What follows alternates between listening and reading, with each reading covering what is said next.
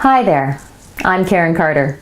I'm here with you today to share the progress I'm having with Dov Baron's Authentic Speakers Academy for Leadership. The past couple months, I've had to help people understand and work with a code of conduct that I'm learning myself. And I had the pleasure 2 months ago of having a conversation with a young lady who was frustrated with her family dynamics. She was getting really annoyed with the relationship that she had with her parents. Don't get me wrong, they loved her, she loves them. They care and support each other in a million ways.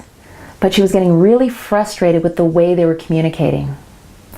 I'll give you an example. Her dad would want to talk to her. So he'd call, and if she didn't answer right away, he'd call back.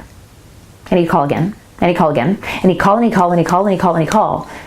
Where there were hours, she'd say, where I'd come out of a meeting and I've got 16 missed calls from my dad. My God, what does he think I'm doing? I'm in a meeting. I will call you back when I'm free. What's she thinking to herself? With her mom doesn't communicate. Her mom will just sit there and avoid conversation because she doesn't want to deal with confrontation. And she also doesn't know how to communicate what she needs or wants. So she's taught her daughter to do the same thing. And her daughter's identifying this and realizing this.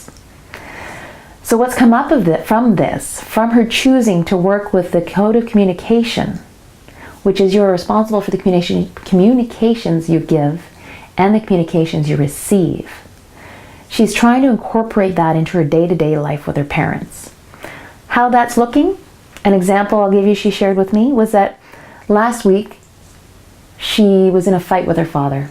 It wasn't really a fight, but her dad was getting annoyed because he thought she wasn't listening. So he started getting louder and he started talking faster and he just started trying to dominate the conversation by physical movement and volume. And she said instinctively she wanted to jump in and go back at him because that's the way she was taught how to communicate. But she stopped herself and she stood for a second and waited for him to finish what he had to say. And then she said in a calm and quiet voice, looking directly at him, "Dad, I hear you. I'd like to talk about this with you." And she shared with me that in doing that, she actually had butterflies and it felt really uncomfortable because it was new. But she said they had the best conversation that they've had in a long time. Because he actually thought and felt that she heard him for a change versus just yelling at him, even though that's what he was doing to her.